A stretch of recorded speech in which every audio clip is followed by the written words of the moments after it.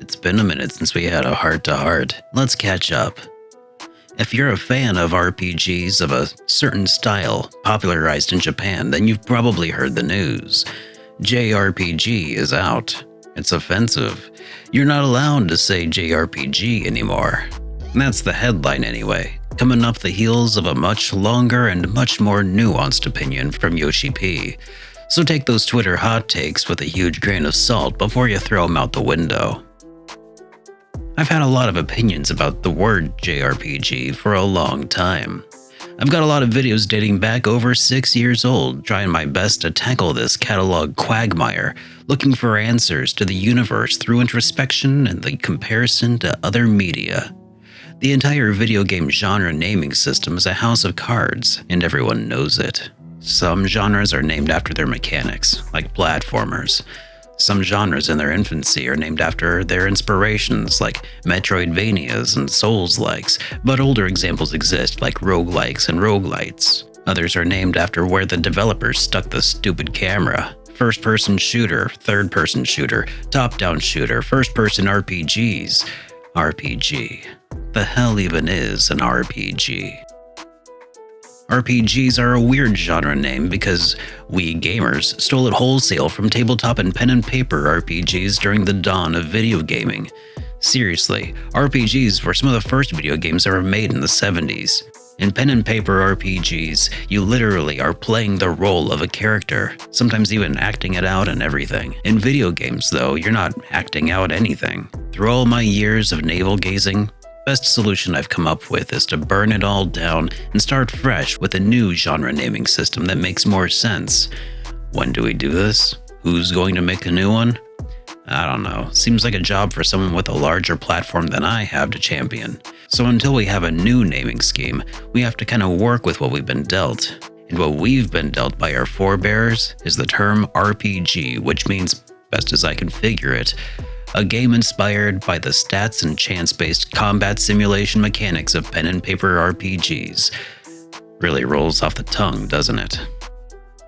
When Japanese developers started bringing the RPG genre to the East, PCs, the way we think of them, were even less common over there than they are in America.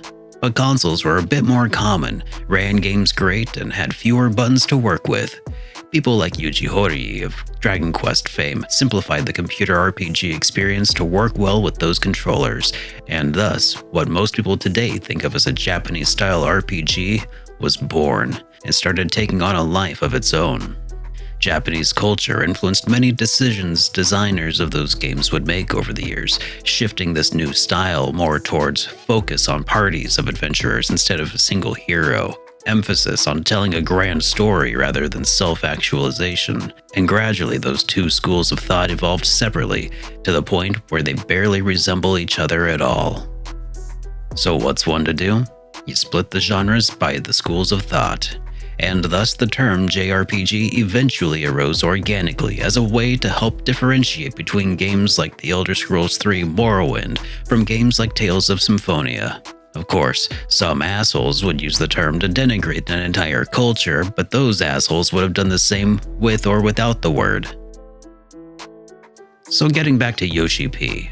What did he say exactly? Essentially, that there's some sore feelings tied to the word, and I get that.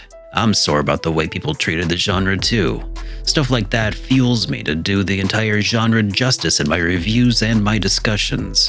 Yoshi P also said that he understands now that the term has taken on a new life of its own, a positive one, and I'm glad to hear that it's becoming a word that he can start taking pride in. Japanese developers have evolved an entire genre of video games into something incredible, something that spans cultural barriers, and has inspired Western developers to go on to create some truly incredible games of their own under the JRPG banner.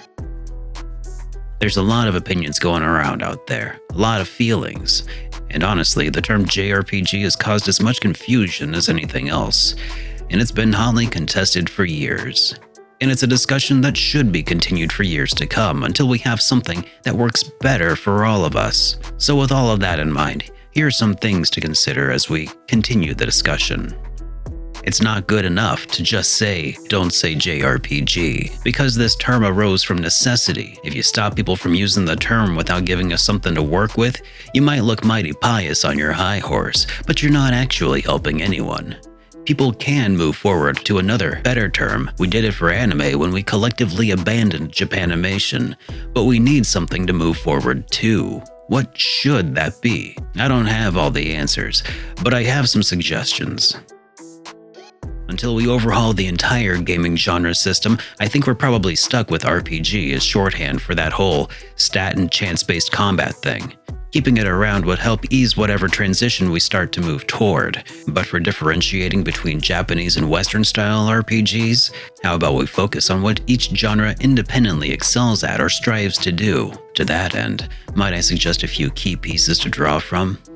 Japanese-style RPGs have for the longest time excelled at telling epic stories, weaving complex and typically predetermined narratives, and creating memorable and predefined characters. I believe these are many of the reasons that drive us to play these Japanese-style RPGs. So with all of that in mind, here are some of my suggestions. Narrative-driven RPGs, or NRPGs. This term highlights one of the key features of many JRPGs, their strong emphasis on storytelling and character development. JRPGs often have complex and engaging narratives that span many hours of gameplay with richly developed characters, intricate plot lines, and deep world building. The player is often fully immersed in the game's story and world, with choices that they make throughout the game having real consequences for the characters and the overall plot. The term narrative-driven RPGs could also differentiate JRPGs from other RPG subgenres that may focus more on gameplay mechanics or open-world exploration. This could help players who are looking specifically for a rich and engaging narrative experience to more easily find and identify JRPGs. NRPG could also stand for Nihon RPG, a more Japanese word for a more Japanese celebratory take on the genre. Then there's anime interactive novel RPGs, or probably just AINs, games that feature a distinctive anime-inspired art and storytelling that leans heavily on the tropes and themes of the genre, often incorporating visual novel-style storytelling with dialogue choices and branching narrative paths. Neither of these options is probably going to bring about world peace, but I'm at least trying to offer a step forward in the discussion. I won't stop using the word JRPG for now, because if I start advertising my videos as NRPGs, I'm pretty sure YouTube will drop my channel growth off a cliff. But I fully support either of these terms coming into our vernacular as we look for a better way to describe the games that we all love. But whatever you do, please continue the discussion. But the next time anyone wants to suggest we get off the JRPG boat, please make sure we have something firm to step onto, or else we're all just walking the plank. Thanks for watching.